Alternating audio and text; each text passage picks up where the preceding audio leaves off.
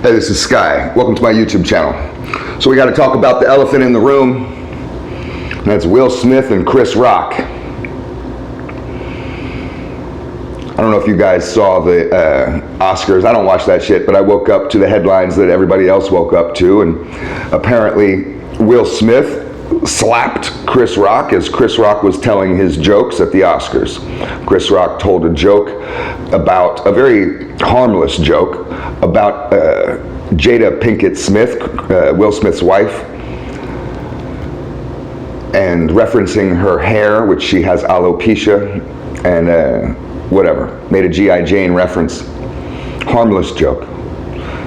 Will Smith laughed at the joke, was his first response, according to the video.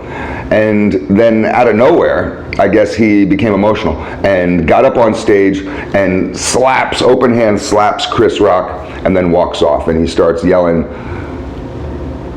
something to the effect of, "Keep my wife's name out your fucking mouth," or whatever he said. So that's what happened. If you haven't seen the video, go check it out. There's mixed reactions, and I just wanted to talk about it because I've been in this scenario. I've had this happen to me. Will Smith handled this wrong. He did not handle this right. This is how this is how a beta male handles things. This is how a weak man handles conflict. What you witnessed on the Oscars was not, let's make this very clear, it was not a man protecting his wife. If you think that, maybe you're an emotional beta just like Will Smith is. Really. What you witnessed on that video is Will Smith's ego. He wasn't protecting his wife. He was protecting his ego. That's what that was. Will Smith has been ridiculed over the last year because of the revelations that have come to light with his open relationship regarding Jada Pinkett Smith and Jada Pinkett Smith's her sexual desires towards other celebrities such as Tupac and other people that she has flirted with or possibly even had sex with while she was married to Will Smith. And this made Will Smith look bad. It makes any man look bad. It was his fault for having an open relationship. Only a beta male would ever be involved in that. If you want to see what kind of man Will Smith is, go look at Will Smith's son. That's the kind of man that Will Smith is inside.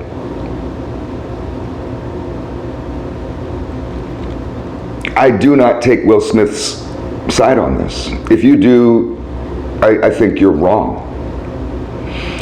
The only person that handled that correctly was Chris Rock, and I commend Chris Rock for being a stand-up guy, a stand-up comic, but a stand-up guy, for not punching Will Smith out, for not calling the police. That's a felony assault, uncalled for. He's a comedian. You have to understand, Chris Rock wasn't in a bar mouthing off. Your wife, he wasn't talking shit like that.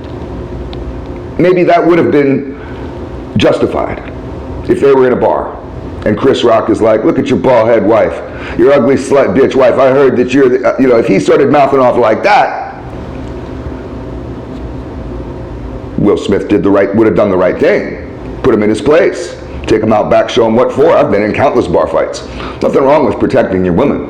Nothing wrong with knocking a guy out because he oversteps his boundaries. Sometimes you got to put a motherfucker in his place, but Will Smith did it wrong. I've had this happen to me. So let me tell you the right way to do it. But I also made a similar mistake to Will Smith, but I didn't take it as far. So let me tell you my story, and then we can correct Will Smith's behavior together. So this was many, many years ago, more than 20 years ago, and I was out in California at a comedy club on a date with my girlfriend. We would frequently go to comedy shows because we both like that kind of stuff. The comedy club we went to was called the Crow's Nest, and it was beautiful, right by the beach, sat right on the beach. And I had been there before, she hadn't. Well, I knew that at the Crow's Nest, the best spot to sit is in the back of the room, because the back of the room, the way the stage is set up in the front, the back of the room has windows behind you all the way around, and those windows look out to the ocean. right on the ocean with the water crashing along the rocks. It's very romantic. And they have regular tables all throughout the room, like in most comedy clubs. But in the back of the room, they have larger tables that are fixed. They're not just wooden chairs and tables. They're fixed stone tables, and they're larger. And they have these cool sand pits with fire, like a gas fire coming out of the middle of the sand. It's really cool. So when I was there on a previous occasion, years earlier, on a different date with a different girl, I knew that if I ever go back to the Crow's Nest, you sit in the back at one of those tables with the fire at it, look at the ocean, you can check out the comedy show. It's a fucking great way to have a date. But no, she wants to sit up front. And I'm trying to push my case, but baby, you know, those tables back there, she didn't want to sit at those tables. The fireplaces and the ocean was not impressing her. We're here to see comedy, I want to sit in the front row. Bad idea, big mistake. You don't sit in the front row at a comedy show ever. Anybody out there going to see comedy, do not sit in the front row unless, here's the caveat, unless you are ready, prepared, are ready to be picked on. Because the comedians pick on the front row, the first couple rows. And if you get a comedian who is particularly interactive, some are, some aren't, but some comedians are very interactive with the crowd, you will be interacting with that comedian. And if it's Andrew Dice Clay or one of these types, you are going to be made fun of. So we sit in the front row. We're both dressed up, out for date night. I'm on my best behavior. At the time, fuck, it was 1995, 94. I was gangbanging with the Serranos. I was hanging out with the Mexican Mafia. I was up to all kinds of no good robbery sprees. I mean, I was committing felonies on a daily basis. I was not the guy to mess with. I was committing violent crimes, beating people up weekly. 4 nights a week, I was beating people up, knocking teeth out, breaking fingers every other night. And this comedian lays into me. He picks on me the entire show. Me and my girlfriend both.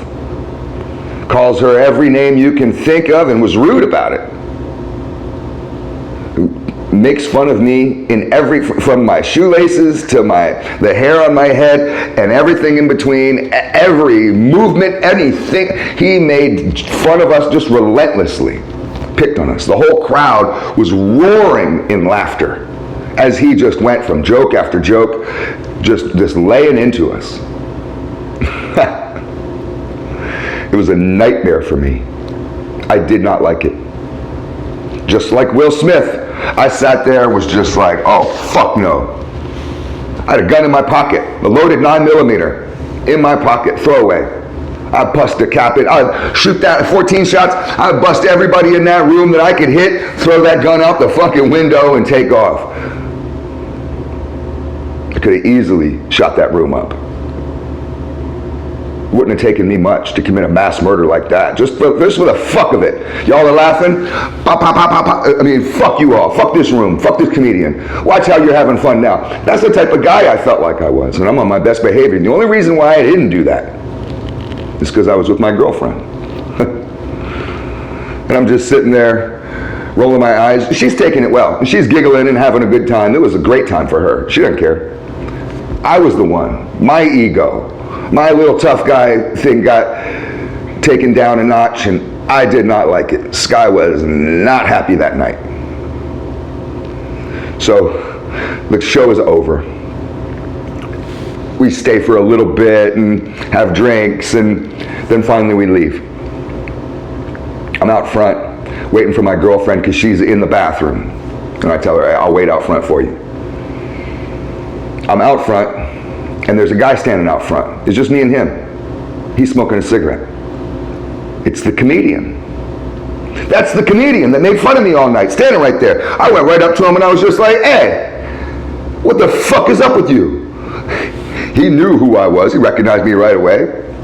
You don't pick on somebody for an hour and a half and not know who they are. He knew it.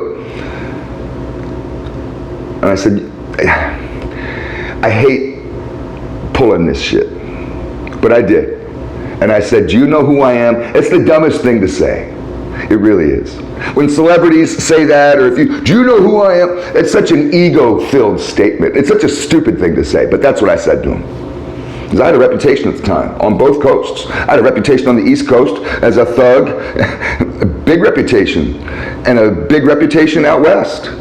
So I said to the guy, I was like, you know who I am? And he's sitting there smoking his cigarette, and he looks over and he was just like, no, but let me tell you this before you start in on me. And he was just like, you chose to sit in the front row. Let's get that straight. He's like, I'm sorry if I hurt your feelings or if I made you mad. And he's like, you seem like you're a pretty tough guy, and I imagine that you're probably pretty dangerous. So I'm not trying to pick a fight with you, but I'm a professional comedian. I do this for a living. And you sat in the front row. You could have sat in the back. I could have shot him right there. But I didn't. I could have slapped him right there. And I can slap hard. I can crack your head open with a slap.